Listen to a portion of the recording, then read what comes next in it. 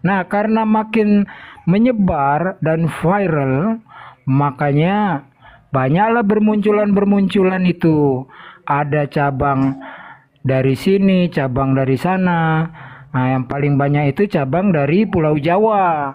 Nah, sekarang sudah menyebar Walid cabang Palembang, Walid cabang Lampung, dan Walid cabang Madura. Karena orang Madura marah. Si Ahwal Bahar Semut sudah mulai memprovokasi di sana karena tidak laku lagi di Pulau Jawa. Begitu kira-kira Walid cabang mana kau? Walid cabang ini, Walid cabang peta Ya, umpet. ya. Peta Kalau umpet. kalau ini Bang Acong jangan coba-coba lempar paus ya. Kalau ini pasti keterima, pasti ini. Oh, udah diambil sama TikTok tadi Coba waktu lempar tes ternyata dulu. nggak balik ke aku, diambil sama TikTok Oh udah iya, jatah bisa TikTok. bisa ini bisa loh, bisa. Oh bisa. Oke, Bisa. aku sudah waktunya Oh, namanya bernarasi sama. belum? Aku udah waktunya bernarasi belum? Ya, lanjut.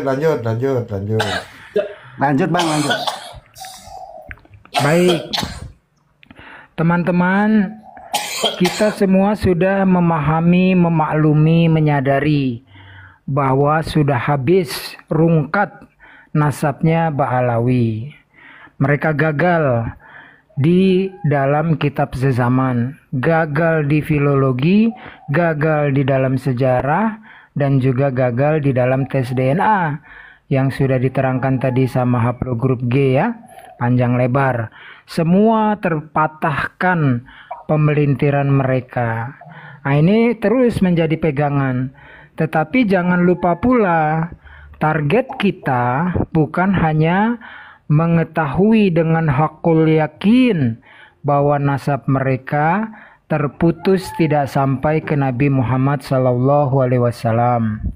Yang lebih utama adalah kerusakan yang dibawa oleh Ba'alawi ke bumi Nusantara sejak mereka datang.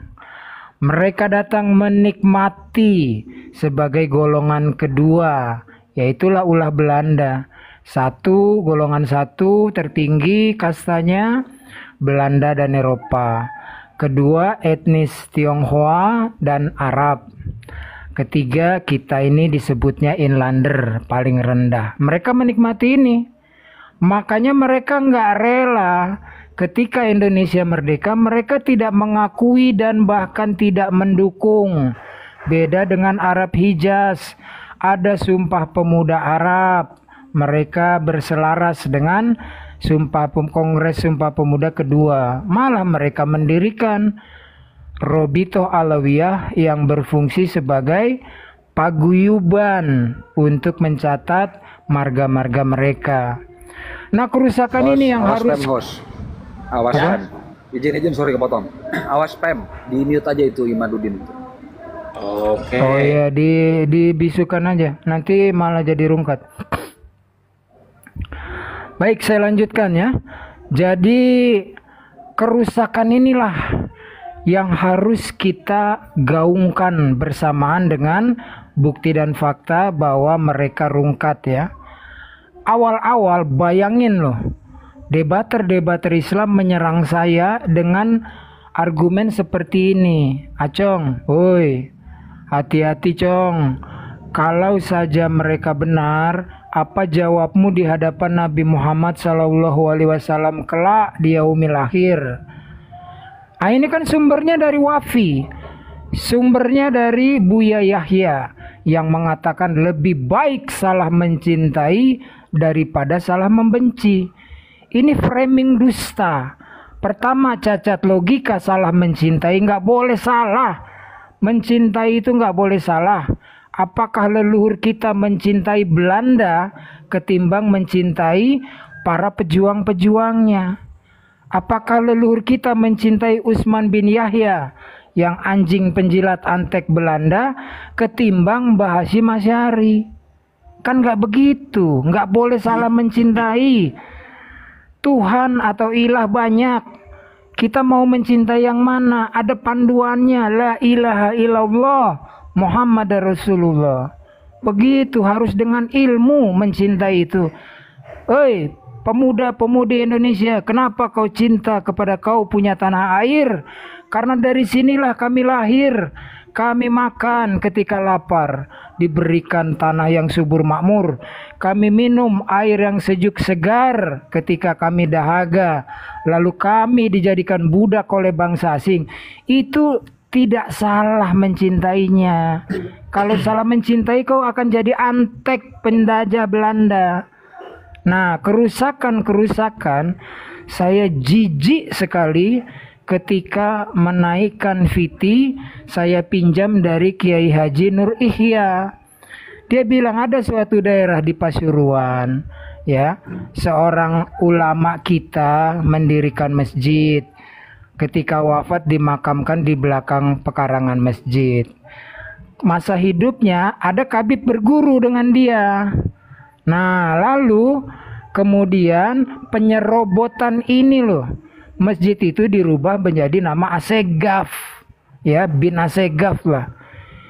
Ini jahat ini, nggak tahu diri. Pendiri masjidnya ulama kita, makamnya ada, dan kabib yang awal tadi itu hanya sebagai murid. Penyerobotan bisa dilakukan kenapa? Karena mereka memperalat Muhyiddin. Saya juga mendengar itu, siapa tuh? Host yang suka ngobrol sama Auzi, Surya Irya, Gus Arya, Gus Arya, Gus Arya. Dia bilang orang-orang mau mentargetkan Lutfi bin Yahya itu hanya politik tentang makam palsu yang tidak terbukti. Begini kawan-kawan, saya tidak mau menanggapi karena sungguh sulit ketika orang yang sudah meminum kobokan air baskom kabib. Tentang nggak boleh nyebut nama ya Mas ya, pakai inisial. Yang berinisial Lutfi bin Yahya, kejahatannya adalah membuat, ya kan katanya host nggak boleh nyebut nama, ya kan? Itu nama. Loh, kalau nama itu LBY host. Aduh, kesebut itu namanya LBY. Nggak boleh host. Ya. Jadi dengan inisial Lutfi bin Yahya, yang sangat keji adalah ketika Kanjeng Raden Tumenggung Sumodiningrat yang asli putra Indonesia wafat sebagai panglima memerangi kolonial Inggris dalam geger Sapei. Beliau ketika terluka itu sampai tergeser atau terdesak wafat di masjid keraton. Lalu diakui, dikatakan lari selamat sampai wafat di Semarang, kuburan palsunya ada. Bagaimana kekuatannya orang berinisial Lutfi bin Yahya ini untuk melegitimasi? Ada seorang profesor dari UIN Sunan Kalijaga Jogja, profesor loh.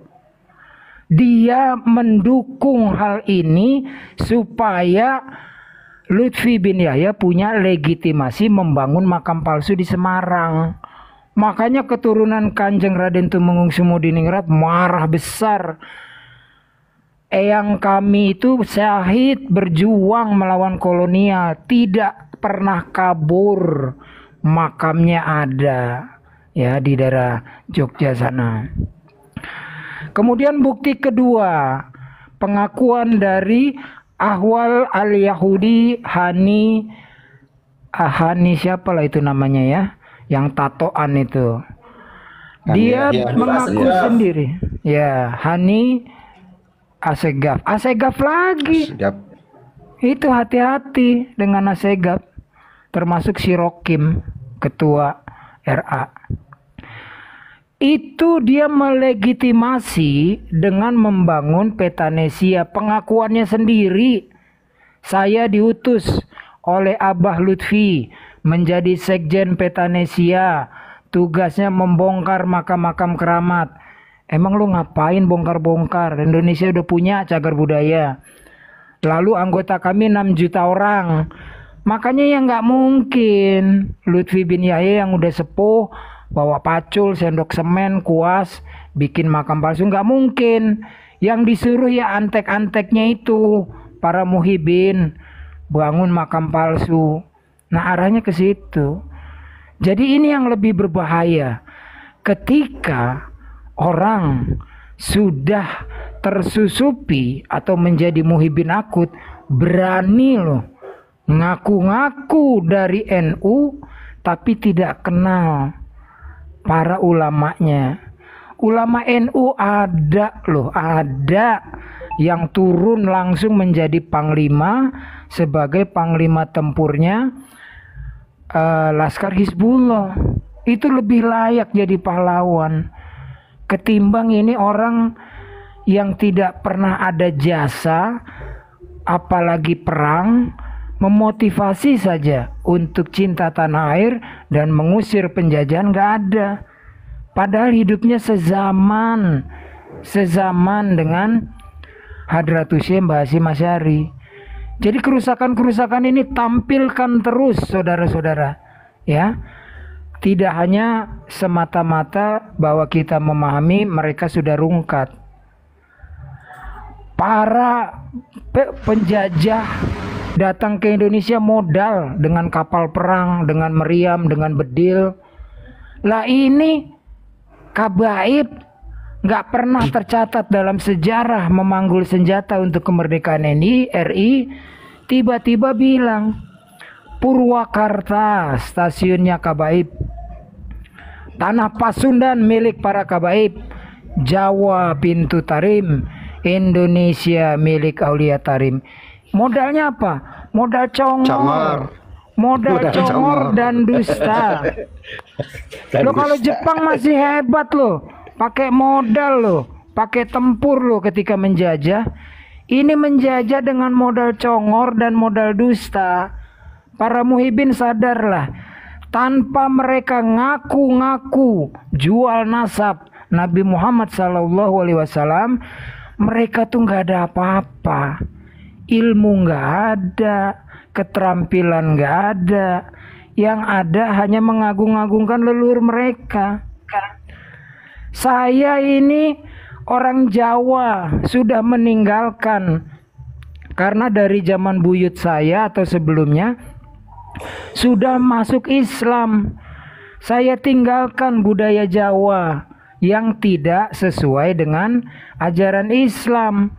Tetapi kalau leluhur-leluhur saya yang sudah membangun candi yang megah, ketika leluhurmu masih pakai cangcut bertelanjang dada, berburu kadal gurun untuk makan siang, leluhur kami sudah punya kerajaan. Kalian ganti leluhur kami, kalian katakan itu syirik, oke. Tapi kalian ganti dengan leluhur kalian dari Tarim yang kami tidak kenal, najis.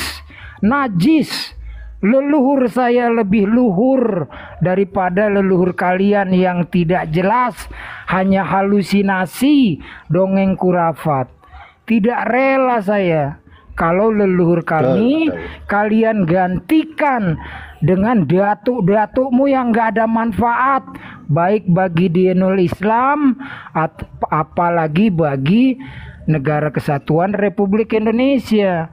Saudara-saudaraku yang di Solo, kalian berbangga-bangga padahal kalian sedang dijajah, diberi nama Haul Solo. Kalau masih ada tahun depan, ganti haul imigran. Kalian menghauli orang yang tidak pernah hidup di Indonesia, tidak pernah bawa manfaat buat dinul Islam, apalagi kota Solo. Dan ada kitabnya itu yang kalian hauli, tukang meremas-remas kue pepek. Kue pepe apa hos? Bahasa halus ya hos. Paham ya? Meremas-remas kue pepe. Oh iya. Serabi. Itu kalian mau menghauli orang yang suka meremas-remas kue serabi. Ayolah sadar ya. Saudara-saudaraku sebangsa setanah air Yang di Jawa Barat sudah sadar, Jawa Tengah sudah sadar, Jawa Timur sudah sadar. Makanya Ahwal Bahar Semut lari memprovokasi, menghasut ex-FPI di Madura. Saudara-saudaraku di Palembang itu juga besar itu muhibin-muhibin di sana ya, banyak jumlahnya. Wong Kito Galo itu, wong itu orang ya, Kito kita, Galo itu sendiri ya, orang kita juga gitulah kasarnya. Aku bukan orang Palembang, mohon maaf kalau salah. Leluhur kalian itu pendakwah, penyebar Islam.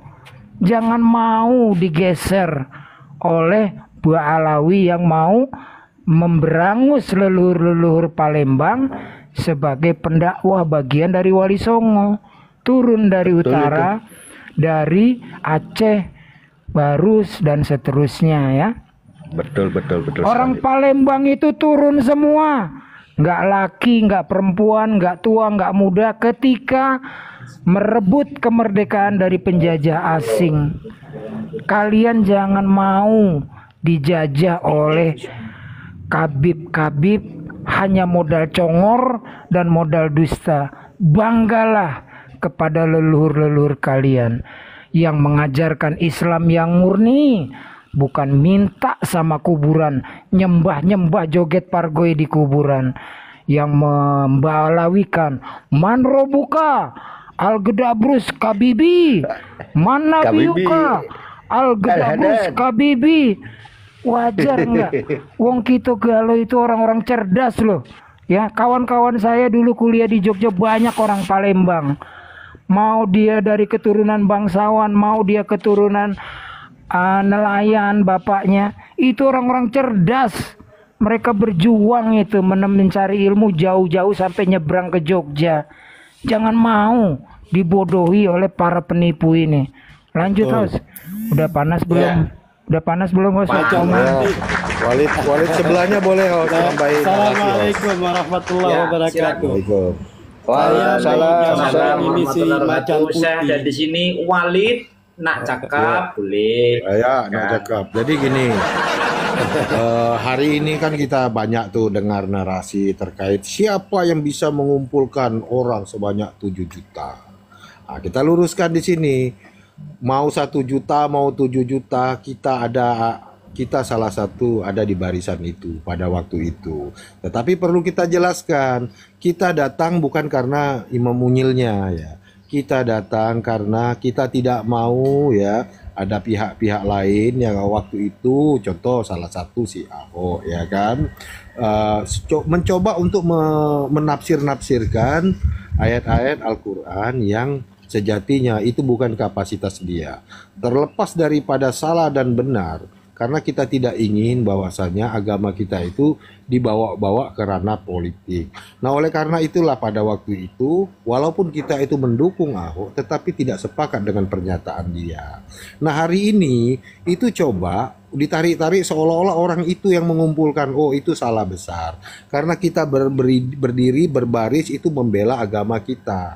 Fakta yang bisa kita buktikan hari ini, ketika si Unyil ini ternyata bukan keturunan Nabi, untuk memastikan juga bahwasanya kami itu tidak terafiliasi dengan kelompok-kelompok seperti itu, kami tolak dia sebagai keturunan Nabi. Nah, jadi jangan sedikit-sedikit klaim, oh ini siapa yang mengumpulkan ini, tetapi tujuannya itu berbeda. Kita itu udah paham, udah sering, udah dengar bahwasanya cucunya Ubed ini paling senang mengklaim. Nah, hari ini Anda klaim lagi itu membuktikan bahwasanya selama ini yang diaku-akuin itu ternyata itu semuanya sebatas klaim semua. Kenapa bisa kita artikan semacam itu? Ya buktinya hari ini. Oh, merasa siapa orang yang bisa mengumpulkan orang sebanyak itu. Kan semacam itu. Padahal tujuan kita berkumpul itu bukan untuk yang membela si Unyilnya, tetapi kita membela agama kita. Untuk lebih bisa dipastikan bahwasanya kita itu membela agama kita adalah ketika orang ini, si Unyil ini bukan keturunan Nabi, kita tentang dia. Kan semacam itu. Nah, jadi tolong kepada pihak-pihak jangan suka mengklaim. Karena kita juga, Anda pun ya, kalau Anda klaim sebagai keturunan Nabi, Anda pun akan berhadapan sama kita-kita ini.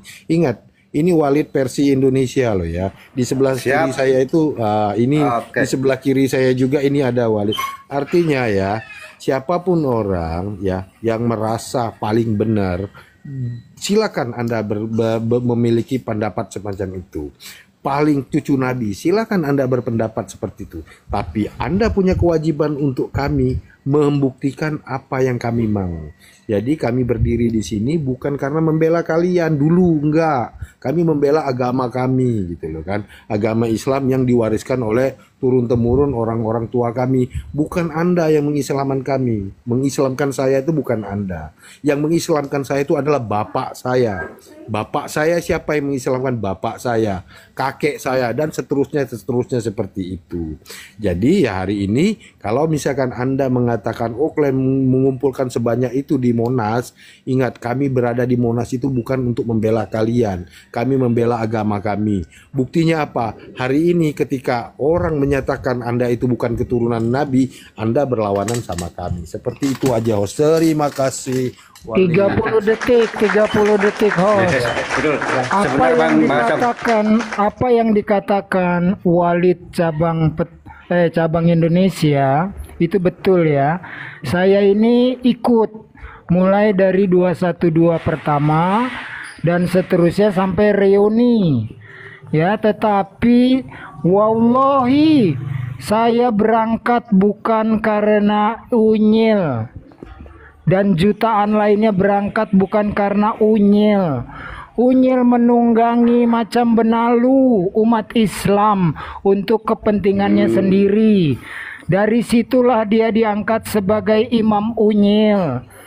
Jadi, wallahi saya yakin semua umat Islam yang di luar Muhibin dan FPI pada masa itu bukan berangkat karena membela unyil, membela kalamullah yang dihujat dan dihina, ya. Nah itu berangkatnya dari situ. Jadi bukan karena Imam Unyil. Mana buktinya, Cong? Lu adain aja lagi reuni 212 yang datang cuma berapa gelintir doang, ya. Kalau Oke, lanjut. Kasih Oh ini di bawah nih, di bawah ada Cak Angon. Mukimat Kasih gerombolan komunis, gembong Bang Walid PKI, TikTok, gembong kayak Syiah, saya turunkan. gembong Wahabi itu adanya di Balawi. Jadi kau nggak usah bicara komunis kalau kau belum menghauli Habib Muso, Habib Aidit, Habib Barokbah, itu kau hauli. Jangan suka memfitnah-fitnah kau. Lanjut, siapa tadi yang mau ngomong? Opa Arlan. Bang Oparlan nek Kiai Wali TikTok itu ndak dia senangannya bukan di roomnya skincare. Enggak, maksudnya saya turun naikkan ya Sarip. Ndak Gitu. kayaknya ndak naik di sini. Wali Kayaknya- TikTok dia sentimen sama Ya, hostnya dia Wali di sini. TikTok. Nah, di sini dia ndak mau naik, ndak mau. Dia tetap di bawah. Dia hanya tapping. Karena dia muridnya skincare, bukan walinya skincare. Ya, Mas Sadean after 22. Silakan Mas Sadean untuk bernarasi. Assalamualaikum Mas Sadean. Kalalau.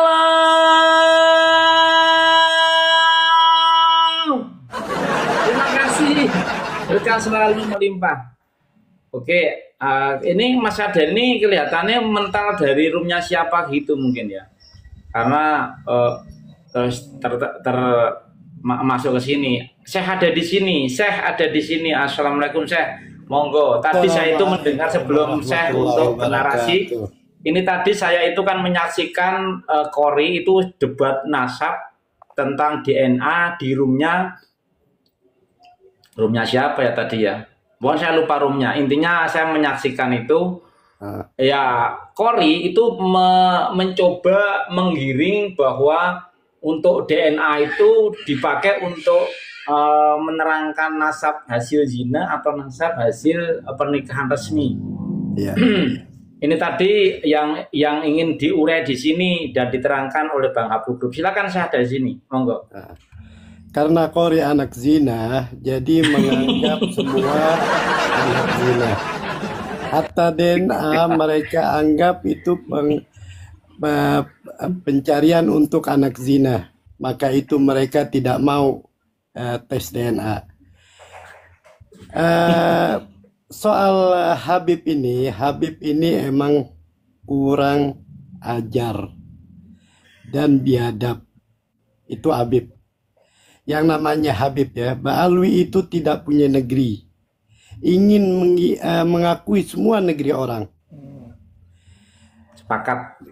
Iya.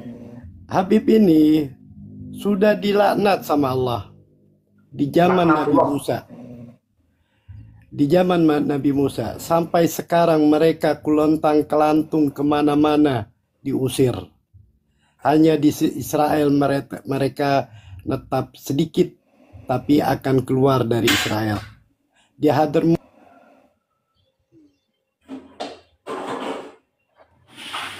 Ya, Langsung direpot ya si kena repot ya, kena repot. Iya. Apa mental? Iya. Ya, jadi begini ya, langsung Mas, ya. kena pelanggaran, langsung direpot Ya. sama biasa. Ya, Ya. Silakan, sekarang ini Walid. ya kita tuh kan udah tahu nih, siapapun boleh menjadi imam, menjadi pemimpin kita gitu kan. Tapi ajarannya itu yang benar. Ketika ajaran Anda itu salah, sekalipun dulu misalkan saya Walid sendiri itu respect sama si Nusron Wahid gitu. Tetapi ketika dia membela yang salah, membela yang batil, ya toh, maka kita maka dia juga akan berurusan sama kita gitu loh.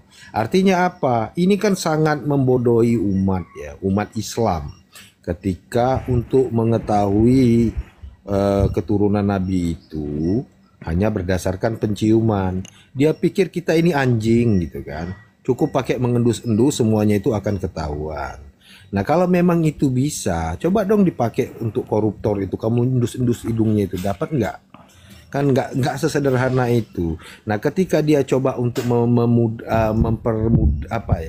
menafikan sesuatu yang seharusnya ini menjadi tanggung jawab kita sebagai umat muslim ini hanya dengan menggunakan narasi semacam itu, ya berarti sekarang beliau juga itu harus berseberangan sama kita, dan kita ya yang membuat kita berbeda dengan dia itu hanya jabatannya saja, kan semacam itu. Nah sekarang emang jabatan itu kan dia yang milih, bukan kita dukung. Dulu Prabowo jadi presiden itu karena suara dari kita. Nah oleh karena itulah ketika ada resapel, tolak itu resapel sudah si Nusron itu nggak cocok dia itu jadi apa, jadi menteri apa aja nggak cocok, mending sama-sama seperti kita ya, mudah-mudahan dia juga jadi gelandangan politik gitu ya. Poinnya di situ. Jadi apapun kita sekarang harus kita suarakan hal-hal yang berhubungan yang tidak sesuai dengan ajaran agama yang sudah kita pahami hari ini, itu kita harus lawan seperti itu.